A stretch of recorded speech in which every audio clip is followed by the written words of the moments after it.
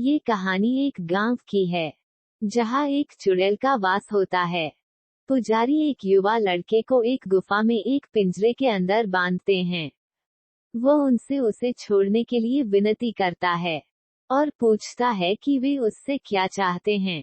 पुजारी का कहना है कि उसका खून और मांस जेसिका को जीवन देगा।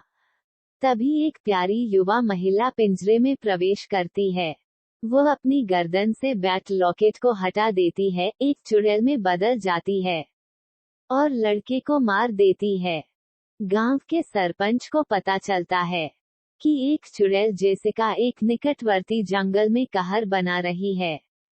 एक रात सरपंच की छोटी बेटी उसके पास आती है और कहती है कि ग्रामीणों को एक मृत शव मिला है। वह जाता है और एक अज्ञात लड़के की लाश को देखता है। ग्रामीण उसके आसपास हैं। जब उनसे पूछा गया कि वे कहते हैं कि जंगल की अकेली गलियों में घूमने वाली महिला ने ऐसा किया है। वे उसे एक चुड़ैल कहते हैं। उनके छोटे भाई शंकर का कहना है कि चुड़ैलों और राक्षसों केवल अंधविश्वास हैं, लेकिन एक व्यक्ति का कहना है कि कुछ साल पहले जब वह पास के एक शहर से गांव आया था, तो उसने अपना रास्ता खो दिया और जंगल में भटक गया, जहां उसने एक युवा लड़की को देखा। बाद में वह एक चमगादड़ में बदल गई और उस पर हमला किया। सरपंच ने खुद जांच करने का फैसला किया।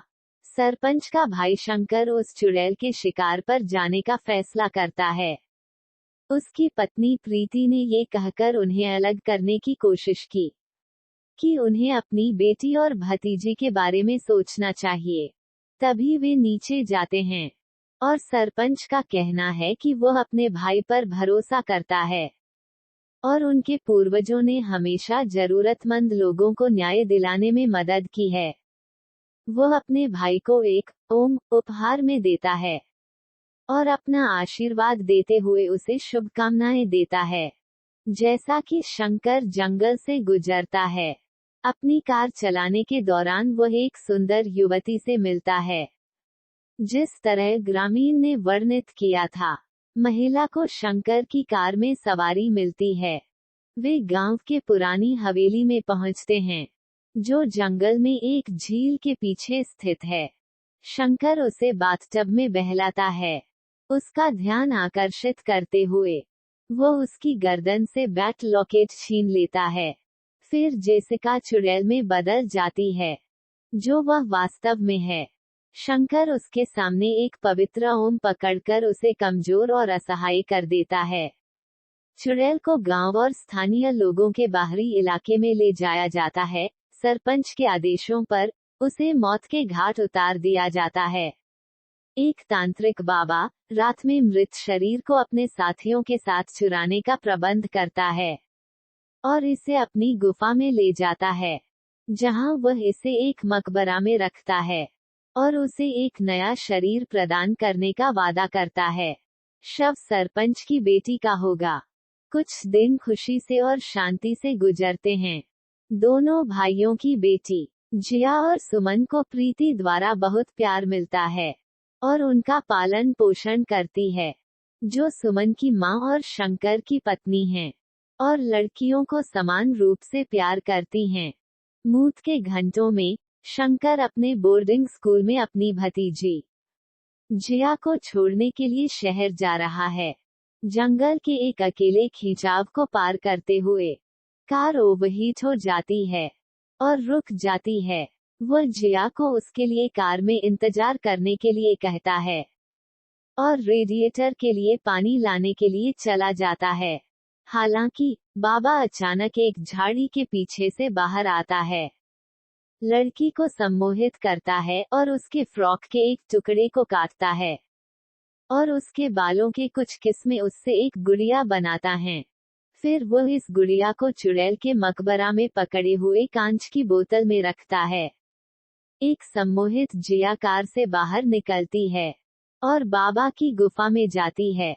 इस बीच शंकर पानी के साथ लौटता है और कार में जिया को नहीं पाकर हैरान हो जाता है। वह अपनी गाड़ी का अनुसरण करता है और खुद को निषिद्ध झाड़ी के अंदर जिया को ढूंढने चला जाता है। लड़की दानव की खो में चली जाती है और चुड़ैल के मकबरे के सामने खड़ी होती है। चुड़ैल बाहर पहुंचती है और जिया को उसके साथ अंदर खींचती है। शंकर लड़की को बचाने की कोशिश करता है, लेकिन बहुत देर हो जाती है, क्योंकि चुड़ैल की दुष्ट आत्मा पहले से ही जिया के शरीर में प्रवेश कर चुकी है। जल्द ही शंकर को बाबा के आदमियों द्वारा बंदी कर लिया जाता है। बाबा तब जिया को अपने पिता सरपंच के घर में वापस लाता है। तांत्रिक ने शंकर को जंगल में एक हिंसक तूफान के कारण अपने भाई की मौत के बारे में सूचित किया और सूचित किया कि शंकर का मृत शरीर नदी में बह गया और बरामद नहीं किया जा सकता है। सरपंच अपने भाई की पत्नी प्रीति को कहता है, जिया को उसके कमरे में ले जाओ और उसे सुलाने के लिए कहता है। बाद में सरपंच बाबा से मिलने के लिए नीचे जाता है। बाबा सरपंच से जाने की अनुमति मांगता है, लेकिन सरपंच ने अनुरोध किया कि वह अपनी बेटी के कार्यवाहक के रूप में वहीं रहें, क्योंकि उन्होंने बच्चे की जान बचाई है। प्रीति ने धीरे धीरे जिया के व्यवहार में अंतर को नोटिस किया। वह अपनी बेटी में अजीब बदलाव के बारे में अपने बहनोई सरपंच से बात करती है और उसे जिया के इलाज के लिए एक डॉक्टर के पास जाने के लिए मनाने की कोशिश करती है। हालांकि जिया सब बातें सुन लेती है और उस रात जिया बेडरूम में प्रीति को मार डालती है। सरपंच इस घटना से भयभीत हो जाता है। फिर वह अपनी अनाथ भतीजी सुमन को अपनी दादी के साथ रहने के लिए शहर भेजने का फैसला करता है, ताकि वह सुरक्षित रहे और अशुभ स्थितियों से बच सके। 12 वर्षों के बाद सरपंच को सुमन से एक पत्र प्राप्त होता है। वो खुश है कि वह अपनी मध्यवर्ती परीक्षाओं में पहले स्थान पर थी। उस समय के दौरान जिया एक सुंदर युवा लड़की के रूप में बढ़ती है, जो अपना अधिकांश समय अकेले अपने बेडरूम के अंदर बंद रहती है या कभी कभी जंगल में भटकती है। वह मूडी हो जाती है और अपनी दुनिया में खो जाती है, जिससे उसके पिता चिंता करते हैं। सरपंच ने बाबा को सूचित किया कि उसकी भतीजी सुमन ने उसकी परीक्षा में शीर्ष स्थान हासिल किया है और वह अपने गांव के घर में गर्मी की छुट्टी बिताने के लिए आने की योजना बनाती है। बाबा अपने एक नौकर जीतू को सुमन का अपहरण करने का निर्देश देता है, ताकि वह अपने गांव के घर तक नहीं पहुंचे। जीतू सुमन की कार पर हमला करता है और उसका पीछा करता है। उसका दूसरा चचेरा भाई विकास मदद के लिए चिल्लाता है। तभी सड़क से अमित अपनी मोटरसाइकिल से गुजर रहा होता है। वह विकास की आवाज सुन लेता है और विकास को सुमन को बचाने का वादा करता है। बाबा का भेजा हुआ नौकर जीतू से बचा लेता है। वहाँ गांव में जिया ईंधन स्टेशन पर एक नए युवक से मिलती है, जो एक मैकेनिक है और वह कार की मरम्मत करता है। वह उससे प्रभावित होता है और उसे उस रात झील के पीछे जंगल में आने के लिए कहती है। जब वह मैकेनिक वहां पहुंचता है तो वह उसका स्वागत करती है और वे दोनों एक साथ शराब पीते हैं और भोजन करते हैं। नशे में रहते हुए वह खुद को मजबूर करता है और उसके साथ बलात्कार करने की कोशिश करता है। फिर वह आधी रात में नींद से जाग जाता है और जिया की आंखों को देखकर दंग रह जाता है और उसकी पलकें बिल्कुल नहीं चलती हैं। वह भागने की कोशिश करता है, लेकिन बिस्तर पर गिर जाता है। जिया उठती है। उसके शरीर में चुड़ैल आ जाती है। उसके पास एक चांदी का खंजर होता है और वह उस मैकेनिक को मौत के घाट उतार देती है। जिया जल्दबाजी में अंधेरे में घर लौटती है। उस मैकेनिक का शव अगली सुबह पुलिस द्वारा पाया जाता है, लेकिन जैसा कि कोई भी उसे पहचानता नहीं है, जांच रुक जाती है। अमित और सुमन यात्रा के दौरान एक दूसरे के करीब पहुंच जाते हैं और वे दोनों एक साथ सुमन के गांव के घर पहुंचते हैं। सरपंच सुमन को देखकर बहुत खुश होते हैं और जब वो अमित द्वारा तंग जगह से बाहर निकलने में मदद करता है, सुमन सरपंच को कहानी सुनाती है।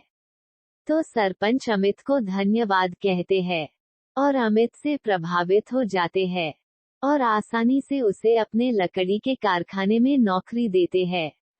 वह अमित को अपने बेटे और परिवार के सदस्य के रूप में भी स्वीकार करता है। हालांकि हत्याएं जारी हैं। एक शाम जिया एक नशे में आदमी की कार में एक लिफ्ट लेती है और फिर कुछ दूरी को पार करने के बाद चुड़ैल की आत्मा आदमी को उसकी गर्दन से फाड़कर मारती है। एक रात सुमन अपने पुराने बेडरूम में जिया के साथ सोने का फैसला करती है और वह अचानक अपनी बहन में कुछ अजीब और भयावहता नोटिस करती है और अपने चाचा और अमित को सूचित करती है। सरपंच ने अपने पुराने दोस्त जो एक मनोरोग मूल्यांकन है, सरपंच अपनी बेटी को उसके पास भेजने का फैसला करता है, जो एक प्रसिद्ध मनोचिकित्सक है। सम्मोहन के तहत जिया अपने अतीत में घटना को याद करती है और वह एक पूरी तरह से अलग व्यक्ति में बदल जाती है।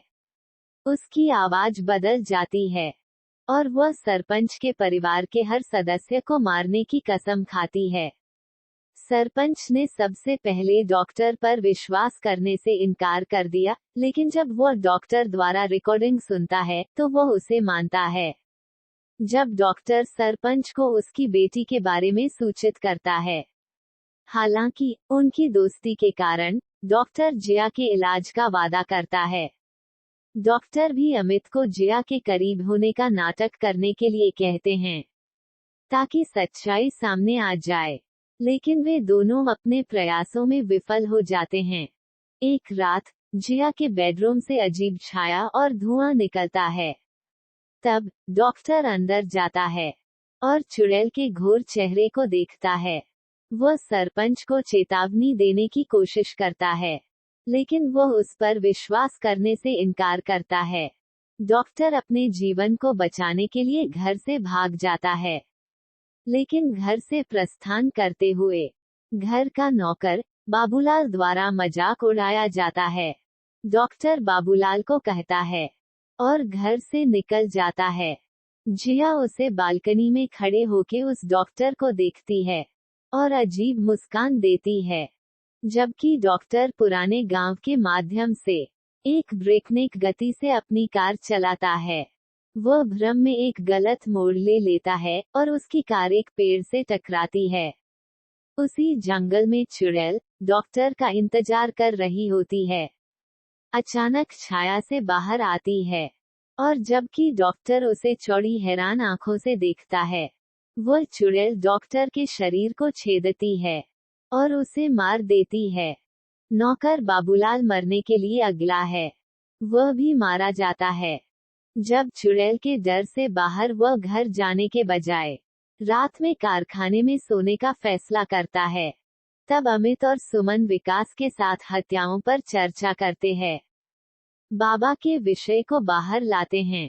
अमित एक कुबड़ पर सुमन के साथ बाबा का पीछा करने का फैसला करते हैं।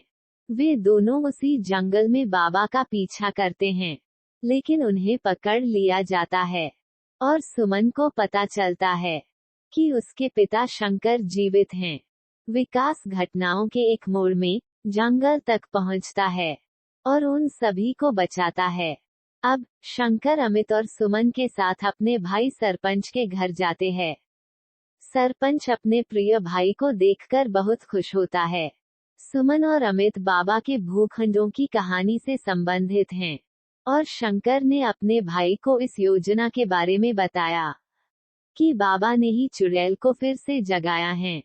इस बीच बाबा अमावस की रात पर जिया को मारने की योजना बनाई है ताकि चुड़ैल का पुनर्जन्म हो सके और अमरता प्राप्त हो सके। वह जिया को घर से दानव की खो में ले जाता है और उसे अनुष्ठान के लिए तैयार करता है, लेकिन सरपंच और उसके परिवार वाले दृश्य तक पहुंचने का प्रबंध करते हैं। जिया की फ्रॉक और बाल से बनाई हुई गुड़िया को नष्ट करके उसके शरीर से चुड़ैल जेसिका को बाहर निकाला जाता है। लेकिन सरपंच अपनी बेटी का जीवन बचाने के लिए अपना जीवन खो देता है। परिवार वाले दुखी हो जाते हैं, जैसे कि अब चुड़ैल ने अपनी आत्मा को अपने स्वयं के बेईमानी से वापस ले लिया है। वे पवित्र ओम की मदद से मकबरे के अंदर चुड़ैल को बंद करने में सफल होते हैं। सरपंच के परिवार वाले और गांव के लोग मकबरे को भगवान शिव के मंदिर में ले जाते हैं। मकबरे को मंदिर के अंदर ले जाया जाता है और शंकर अमित की मदद से मकबरे का दरवाजा खोल देता है। दोनों लड़कियों को मंदिर से बाहर भेजा जाता है। चुड़ैल मकबरे से बाहर आती है और उसके आतंक को पवित्र प्रभु के सामने खुद को पाती है। वह दर्द में चिल्लाती है, भागने की कोशिश करती है, लेकिन अपनी सारी शक्तियां खो देती है और जमीन पर गिर जाती है। सेकंड के भीतर वह जल जाती है और नष्ट हो जाती है। शंकर और अमित ने अपना जीवन नए सिरे से शुरू किया और जिया भी अपने जीवन में खुश रहने लगी। दोस्तों, अगर आपको मेरी ये हॉरर स्टोरी पसंद आई हो तो मुझे कमेंट में जरूर बताएं और लाइक शेयर सब्सक्राइब जरूर करें। धन्यवाद दोस्तों।